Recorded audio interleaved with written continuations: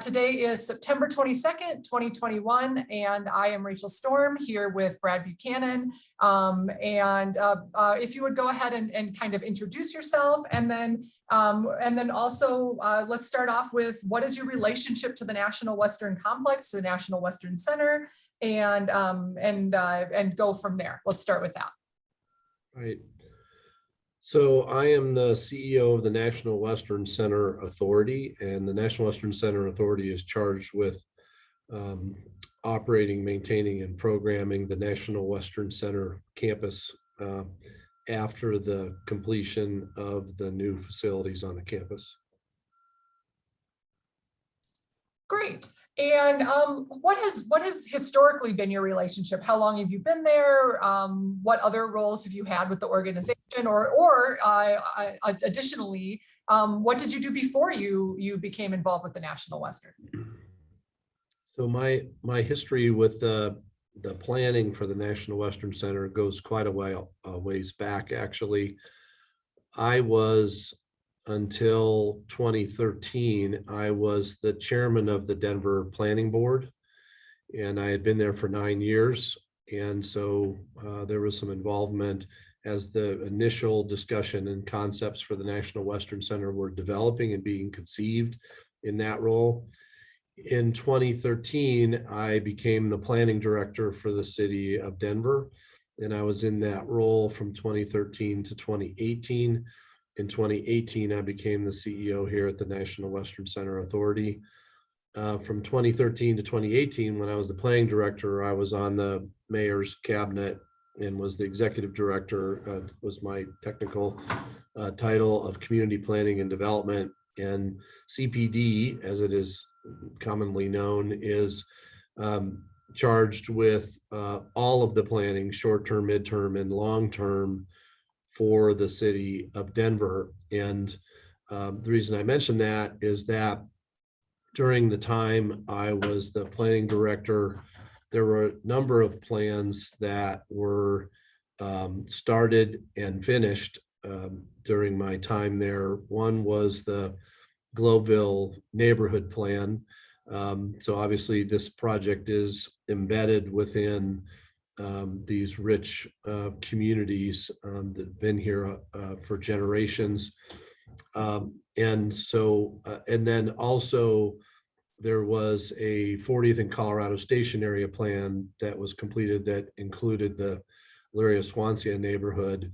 And then the National Western Center master plan was done during my time as planning director, and I was much involved in that process as well.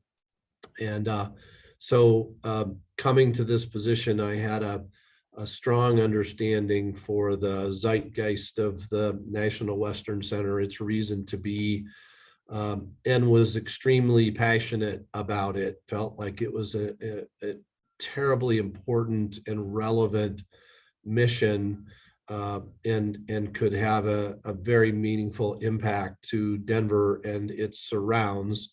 I'll also mention, not that has been part of my city of Denver career, but I own and my family operates a cattle ranch in Strasburg, Colorado called Flying Bee Bar Ranch that we started in 2006. So I was living and learning about the rural experience, for 15 years now, and the world of agriculture, and particularly ranching and some farming. So while I was, involved in the planning of one of the country's fastest growing cities, I was also dealing, day to day with the realities and challenges of the rural experience, and getting to know the rural community on the Eastern Plains of Colorado. In fact, in 2014, I was contacted by the TED Talk folks, and they said, we think you're an odd bird here. You're a planning director, an urbanist clearly, but you live on a cattle ranch, and we'd like to understand what might seem to folks as completely counterintuitive lives, when in fact, to me, they're two sides of the very same coin. And when the National Western Center opportunity came up, that is at the heart of the National Western Center. That is the mission. That it is looking at two sides of the same coin. How do we increase the awareness of citizens of Denver, citizens of the state of Colorado, where their food comes from, and how do we connect the rural place to the urban place so that they have the same opportunities and access to solutions that may be more readily available in our major cities. So it was something I was living, and it just felt like destiny to me. Felt like I'd spent my entire career leading up to this position, and it is very meaningful to me. And the promise of the National Western Center, something that I'm deeply committed to in every way. Thank you. So you said you're fairly new to ranching. What is your personal background? Did you grow up in Denver? What is your profession? Like, what did you go to school for? Like, you talking city planning, that's different than Yeah. So I was born and raised in Ohio. My dad still alive, as a retired Methodist minister. My mom's also still alive, and she's a retired school teacher. Our whole family, though, had been involved in public service in their community. My grandfather was a superintendent of schools. My grandmother was a nurse. My other grandmother worked for public schools. My sister's a therapist, and I don't know, we just have always been very much involved in our community. But we came out to Colorado on family vacations in the summertime. And I evidently, I don't remember saying this, but my mom and dad state very clearly that at 12 years old, I declared I was going to live in Colorado. And I believe them, because there was just never any question I was going to live in Colorado. And so we lived in a lot of different cities in Ohio as my dad moved from church to church. We ended up in Mount Vernon, Ohio, where I went to high school. I then went to Miami University in Oxford, Ohio, where I got my architectural degree. So I'm an architect. That was my formal training. And a week after graduating from Miami of Ohio in 1982, I packed up and moved to Denver, and worked for a number of firms in Denver. Eventually started my own firm at a pretty young age. Actually, 25 years old, I started my own firm. Didn't know what I didn't know, but it all kind of worked out. And I don't recommend that path necessarily, but it did work out. So I had my own firm for many years. But I was always very, very involved with the community. I worked on the original Blueprint Denver. I was on the Colfax on the Hill board of directors. I was Downtown Denver Partnership, eventually became the chair at the Downtown Denver Partnership. So I've always been very, very committed to working with the community. It's the most important thing to me. I mean, my former business partner, John Januszewski at our firm, Buchanan Januszewski Group, used to joke, and I don't think he was quite joking all the time, that the firm was there to support my pro bono and nonprofit habit. And so I'm talking too much about my background. This is more about the project, but it really all of this led to that architectural work, which led to trying to understand how the design of buildings is impacted by its surrounds, and how the surrounding, you don't ever start with a blank palette, a blank canvas. It's informed by the forces that are acting on a space and a place to grow the building out of that. And the community is such an important piece of informing that. What is its history? What is its background? What do those people care about? You're not building a single building in the middle of a field. You're building it within a rich context and historical landscape. And so that caring about that led me to learn about our community, and just really, because there was no other way to do it, in my opinion, correctly.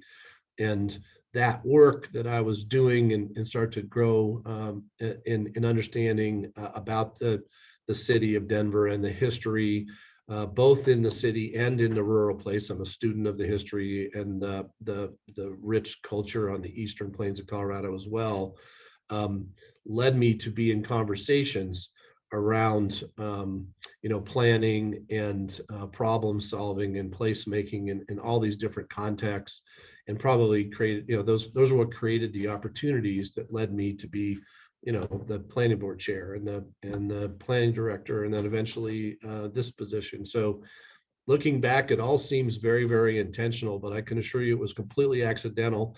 And so was the ranching thing. I've always had a lot of obsessive hobbies, and one of them was I was training and competing with field trial retrievers in the 90s. And so I was spending a lot of time on the Eastern Plains, and I really grew to love that landscape. It used to be in my mind something to endure the drive through, but I grew to love the Eastern Plains. And finally I said to my wife, maybe we should buy a place. We had done the mountain thing. Maybe we should buy a weekend place on the Eastern Plains. And we did a small, it was 520 acres, small cattle operation, been a cattle operation for 100 years. And we tore down a bunch of fences, had no intention of having cattle, but within a year, the landscape clearly was crying out for cattle. I mean, the grass pastures needed cattle.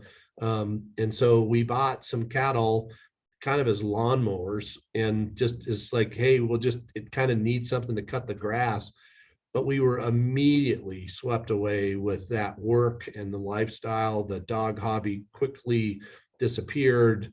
22 turned into 44, and 520 acres grew. And today the ranch is 10,000 acres and almost 1,000 head of cattle. And we have an online store. And my son, who was a kid in Park Hill, went to Kansas State and got a degree in ag business and was the co-captain of the Kansas State rodeo team. I mean, if you would have told me this 20 years ago, I would have told you were absolutely nuts. But it is what has drawn me to this work in this place, and understanding the extremes of the Colorado context is just fascinating, and how that continuum of spaces interconnect and change is so much about the National Western Center. I truly feel blessed that I've had this opportunity to work on this project, and to be lucky enough to work on something that is so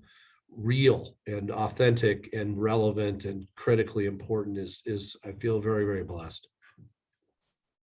Thank you so much. I think we often don't necessarily think about how our background fits into what we do today, but it's very relevant. All of those things that we've learned, experienced over life informs that.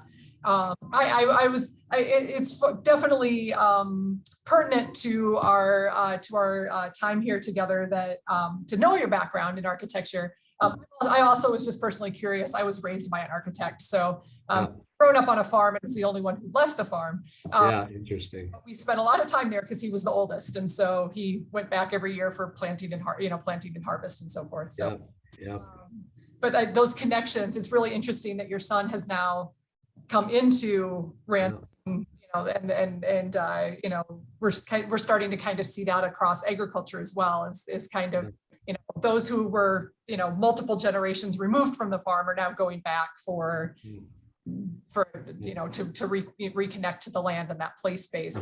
And to understand, I'm getting a front row seat to see those challenges too. I mean, my son is at the ranch. He's kind of number 2 in charge out there. We've got a ranch manager he works under, but that's his goal. But it's hard. It's hard to figure out how you do that. And I certainly understand how transitioning and transferring agricultural operations and properties is a challenge for the rural place, and a growing challenge. Right. Absolutely. I really appreciate you talking about place-based community and things like that, because our next question is, why is the redevelopment of the National Western Center important? Why is that important to Denver? Why is that important to the Globeville, Elyria, Swansea neighborhoods? Why is that important to the state of Colorado? What do you see as being the pieces that make that this a really important project? Yeah. I think I would probably say it has to do with the sort of some temporal pieces of what's happening here, um, the continuum of innovation is the phrase we use here at the authority. Um, you know, you can't know where you're going if you don't know where you've been and why you've been there and why you've come to where you are, and to be intentional about where you're going with the best information you have at hand. You know, there is no accident that the National Western Center is right here in this place. If in the 1860s or 70s you're building slaughter facilities and packing houses, you're going to do that downstream from town, right? I mean, they use the water to carry away waste, which is part of the pollution legacy that these neighborhoods have today, because there are tons of industrial uses here as well. But it made sense where they put the stockyards, and 1900-ish, there were 40,000 head a day of cattle, sheep, and pigs that moved through these stockyards right out the window that I am looking at right now, looking to the north out of the Livestock Exchange building where our offices are right now. This building and this corner office on the fourth floor right now was where it was the Wall Street of the West. I mean, they talk about 17th Street being the Wall Street of the West. Before that, it was right here. This building has 3 or 4 large vaults in it, because it was, I assume, mostly cash based, and people bringing in their annual group of calves to sell, or bringing in animals that had come from the feedlots for slaughter, that were walking in on hoof and then being train carted out in boxed beef. So we're here by no accident. From that, and that grew. Those slaughter facilities, packing houses, stockyards attracted hardworking immigrant population. So that immigrant population attracted industrial uses like the smelter plants that were in Globeville in the early 1900s, which added to that pollution of the groundwater and the soil here as well, and the air. But a great outcome of all that was that these neighborhoods, communities. I spent a lot of my youth in and around Youngstown, Ohio, steel towns, and same kinds of things. Huge, rich, diverse ethnic neighborhoods, cultural diversity, just incredible cultural diversity. And I would suggest in Colorado, certainly in the Denver metro area, this is one of the most diverse areas in terms of the ethnicities. Europeans and Slovenians and Russians, and all sorts of Europeans that ended up here in our community, Greeks, Vietnamese, and who worked these facilities at the stockyards and then at the smelter plants. So you have that. You have this place that went on for 100 years, and all the history. Full lives were lived here. Betty Cram Drive, that is right in front of me here, is named after Betty Cram, of course, who just passed away last year at 90-something years old. I think she was in her late 90s. She met her husband working in this building, and they were married and lived a whole life together. John Zappian, who's on our board of directors, who worked in this building and remembers not being allowed to come in the building because he had cow shit on his boots, so he had to take his boots off to come in to get his paycheck. This history is here. But when you think about it, when they built these stockyards, it was an innovation. When they brought the rail line in, it was an innovation. When they developed new ways of moving cattle around the stockyards, it was innovation and a technology of the day. And that tradition has continued. It has been about innovation. and so I'll take that to, the future on the timeline. The National Western Center is all about innovation. What is next? Where have we come from? Let's honor that past. Let's honor that legacy. Let's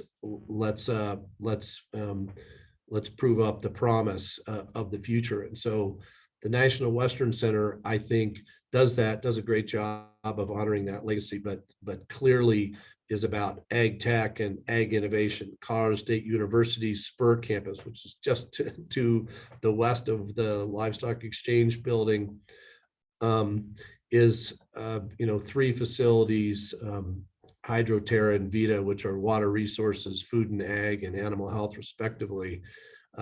World-class, cutting-edge research and development and study, and partnering with the private sector to look at the future of agriculture, the future of water, and the future of animal health. So that is enormous. I mean, when I don't think that folks yet get what the depth and breadth of what's happening and going to happen here on the National Western Center. I would love to watch this 20 years from now and see how much of this has come to be. It'll be a missed opportunity of 20 years from now. What has happened is everything I'm talking about and then some, and I'm fully confident that it will be. I hope that the National Western Center, I mentioned a little earlier about the connection between the urban and rural place. Our guiding principles talking about connecting across cultures. Well, in Strasburg, Colorado, where I live, it's just 30 miles as the crow flies, but they speak a different language there. There's a different context. There's a different economy. There's a different politic. There's a different social context and family context. Very, very different place. You go further on the Eastern Plains, again, it's different. You go to the breadbasket of the United States, it's very different. You go to the global food production economy, and it's a very, very different thing, obviously, as well. So how do we make connections on all those places? And how do we start that right here at home with the neighborhoods and communities that are around us? The connections with Glover Leary Swansea GES, as we call them, are deep. They've been at the table from the very, very beginning. And so I would suggest, right some wrongs. These have been underserved communities for over 100 years. And to make this campus a place truly of the community, for the community, and by the community is our goal. And that started with the very first planning of the National Western Center. They've been at the table helping to craft this place, and that will continue well into the future and all the facilities, whether it's community events that are happening in these city and county of Denver owned facilities that will be operated by the authority, or whether it's a farmer's market stall in the public market that we're going to build in the 1909 Stadium Arena, a historically landmarked building. What an incredible opportunity. That's what we get up. That's what all of us, whether it's us, CSU, the Stock Show, the folks at NUCO, the Mayor's Office of the National Western Center, get up every single day to bring that possibility and vision into a reality. Thank you. So the timeline on things opening up, will there be what's expected for things opening up? Is it going to be kind of everything opens at once and there's going to be a big celebration for opening, or will things open in phases? And how where are the places where we're going to get the public engaged and excited about coming onto the campus and experiencing it for the first time? Great question. The timeline, it is iterative. NUCO, which is the Mayor's Office of the National Western Center, has been working on started out with the horizontal infrastructure on the campus. So this is the construction. You can't skip the construction of this project. I mean, it is a colossus effort to build this campus. It is very much, there is a planning phase, there's a building phase, and there'll be operating phases. building and operating are overlapping. For example, I'll talk about that in just a minute, but the construction, the horizontal work, I liken this actually to the Central Platte, the work that was done in the Central Platte Valley, which I was also very involved with, in the Denver Union Station project and all the areas behind it, to the north or southwest or northwest of Union Station. Those were old rail yards with, miles and miles of hundreds of spurs and rail transfer locations. And this was the same way. So Central Platte Valley put those all together into what they called a consolidated main line. That, in essence, is what has happened here as well. Lots of spurs, Denver Rock Island Railroad and some other rail lines that had spurs through here being collected and consolidated up against where the heavy rail line, the commuter rail line is that RTD has, with our new rail stop that I'm looking at the platform right out here to the northeast of my office here. So huge horizontal piece of work. I will also add, because it would be remiss not to, another huge project that NewCo and the city and CSU and the Stock Show and the authority have worked on together.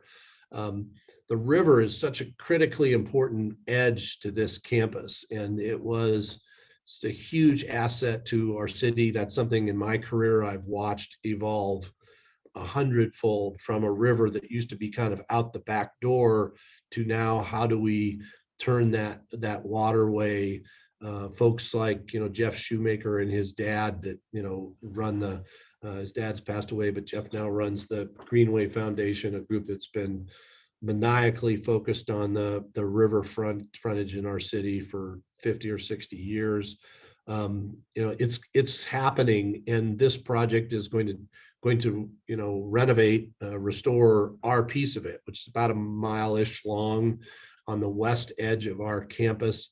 It's the eastern edge of Globeville, heavy industrial on the west side of the river between Washington Street and the river.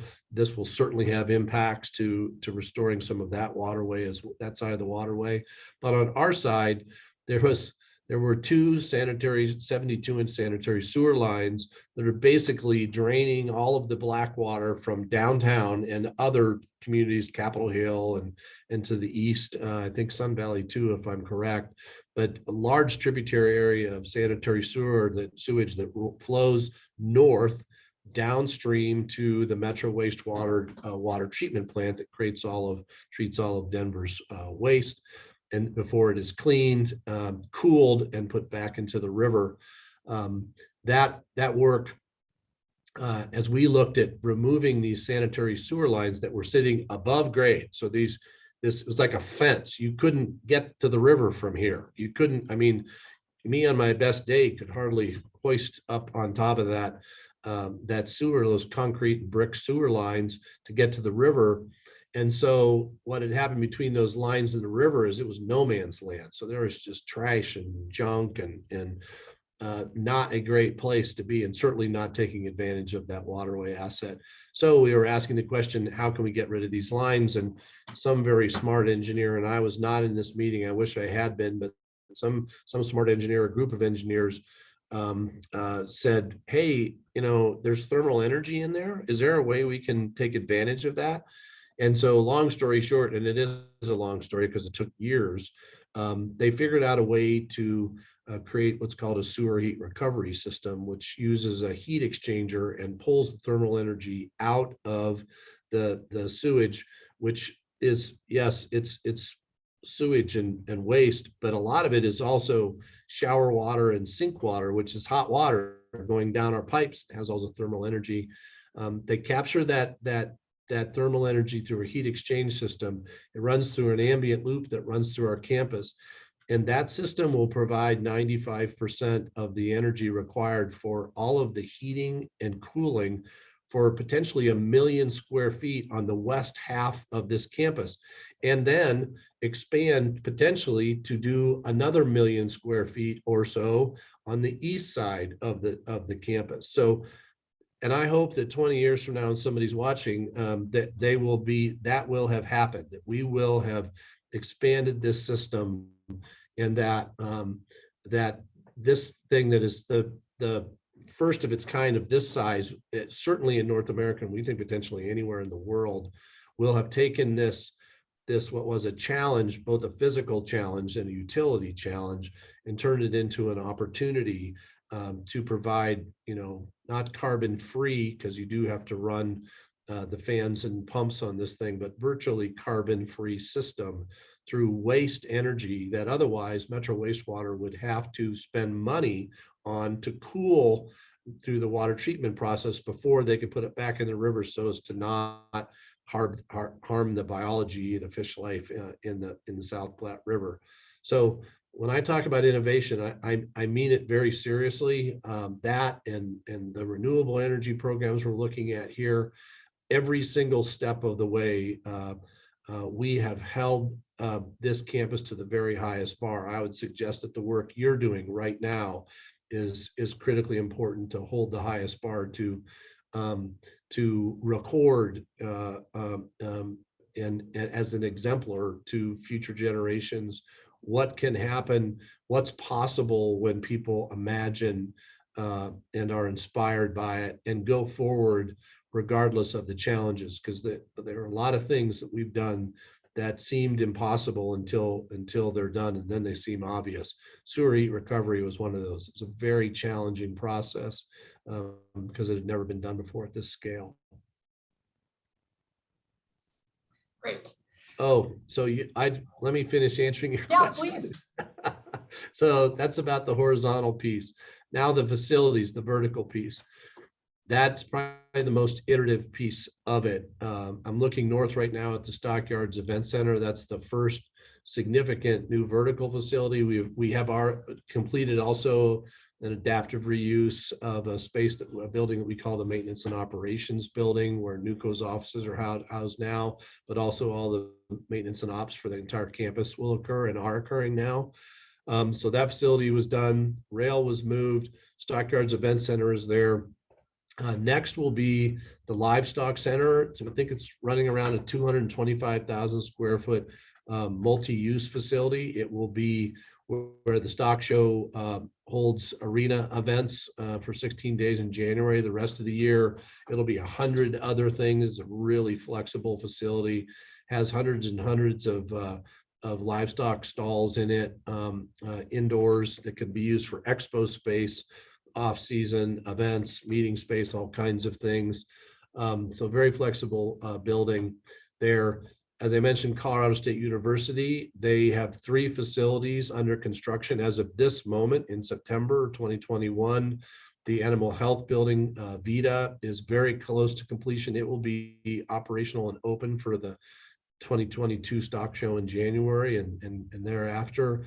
The Terra building, the Food and Ag building, will be completed in early 22, and by the end of 22, their hydro building will be is slated to be completed as well. The National Western Stock Show, that's the event. Western Stock Show Association is their group. They are going to build their legacy building, which is their headquarters, if you will. Then also the renovation of this building, which is in design right now. The authority is a small percentage partner in the ownership group of this facility, along with some development groups that we went through a selection and a procurement process to partner with. And then to the south of the Livestock Exchange building, the central utility plant, which is where the heat exchanger is and all the pumps and everything and operations are for the sewer heat recovery system. That building is up and almost enclosed as of this date. We will be providing temporary utilities to CSU in the coming months for their VITA building, but then the system will be complete here later in 2022 and be fully online for most of the buildings I just mentioned. Future phases will include the 10,000 seat arena that is up for vote on November 2nd on the general obligation bond. It's measure 2E of 5 measures that are part of a Denver general obligation bond package. that's up for vote. That'll be critical, important. I'd love to know the outcome of that too. And if we could be watching this in 6 months, we'll know that. That'll be a big fork in the road if we're going to be going full blown go on the arena. It also helps to fund the 1909 Stadium Arena, adaptive reuse to the Denver Public Marketplace. Again, the place that will be the heart and soul of not just this community, but I believe one of the most significant destinations spots in our state in the future. It'll be critically important and really create a lot of vitality year-round, 18-hour-a-day vitality here on the campus. Then there are future phases of an equestrian center, about a little over 500,000 square foot equestrian center on the site to be determined, and as well as the expo hall on the east side of the campus, all future phases as funds are available. So we've got to figure out how and when those things happen. And there's also opportunities on the campus for co-development over the next number of years. So I can't make a prediction on when the grand opening date is. I think we're going to have a lot of grand openings is what I think we're going to have. Yeah, I think that's great. Thank you.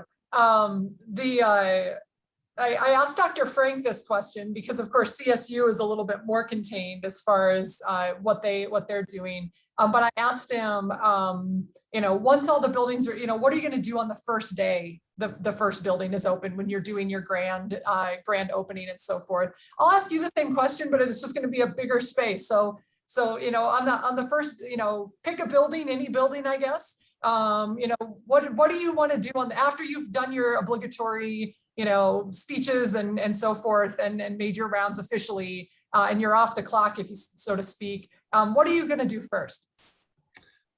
So the stock show is the first big event that'll happen in the Stockyards Event Center that's under the authority's control and operation.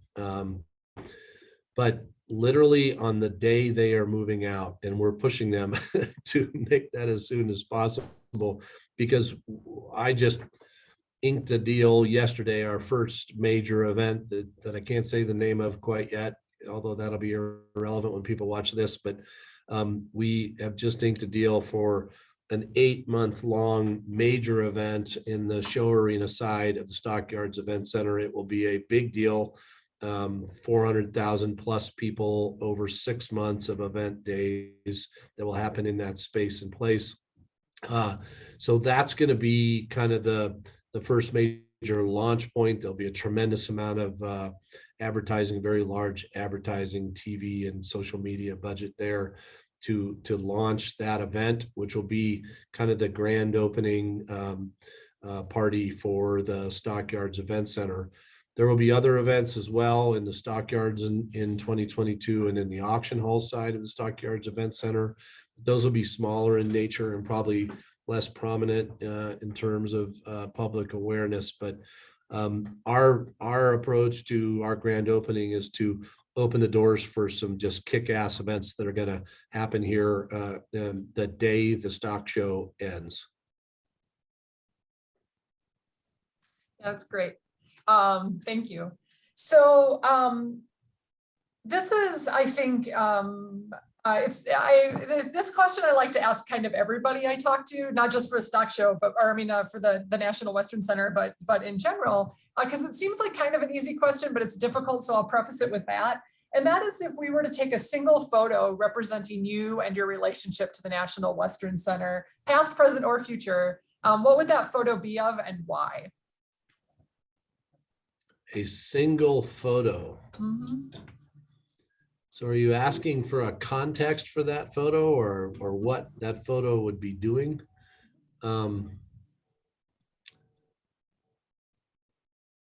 I think it would be a photograph of a GES resident home-based business that is having its first day of sales at the public market.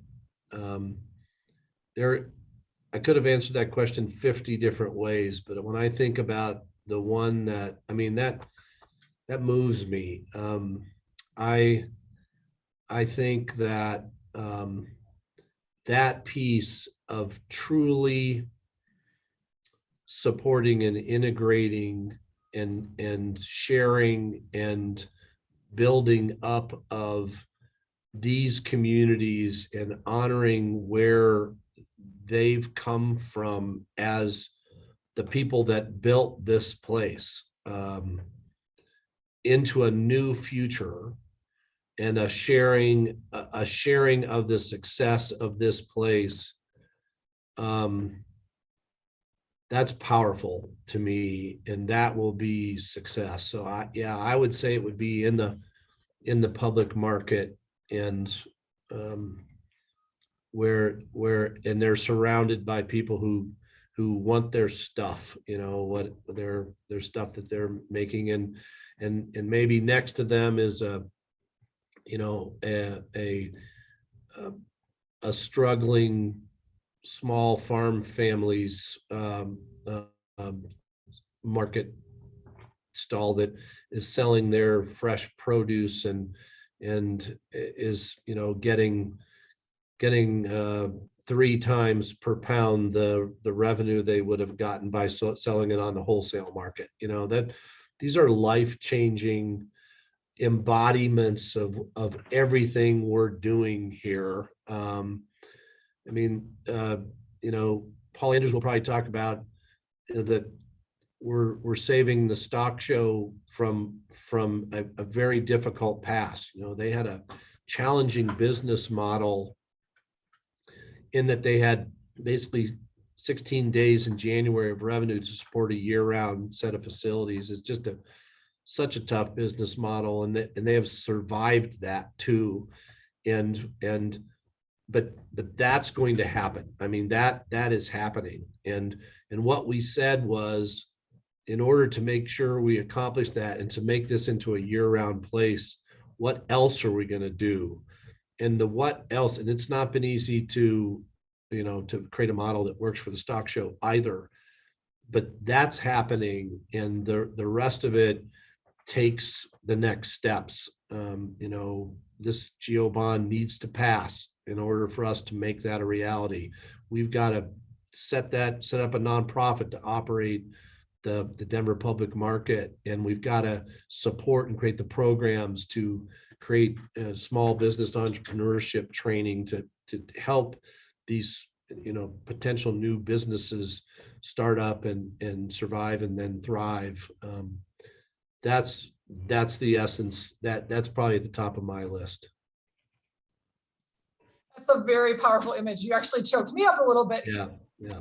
Saying that, Councilwoman Ortega talked a little bit about the public market as well, and I had not heard about that part of the project, even though I read through the master plan, so I must have missed that somewhere, because I'm sure it was there. But it's a very exciting prospect, and I think that even people that don't think of themselves as kind of farm people or ranch people will be attracted to that for getting their local products. So I think that's a exciting project. As you said, the economic reward to the economic benefit to the vendors is potentially fantastic. Yeah. So. Yeah. But there's a writer I like to read. His name is Wendell Berry, and one of Wendell's quotes, this is my favorite of his, is eating is an agricultural act. And connecting people to their food, and connecting people to the people who grow their food is a powerful thing. If you were to ask me that question about our ranch, I'm proud of what we're doing there. I'm proud of what we've created there. But what is most meaningful to me there is that it has been a forum, a medium for a conversation with people about where their food comes from. And it has developed into a relationship between our family and our ranch crew and the people who buy our beef. It's just a microcosm, one drop in an ocean of potential relationships that this campus is about creating, the place for that to happen, and 1,000 ways for that to happen, so that it can occur in whatever way folks want to create it and manifest it. And that's why it's so big and it's so hard to describe to people, because it is in some ways, people say, what is the authority going to do? It's like some ways, we're not going to do anything. We're going to create the place for everybody to do everything.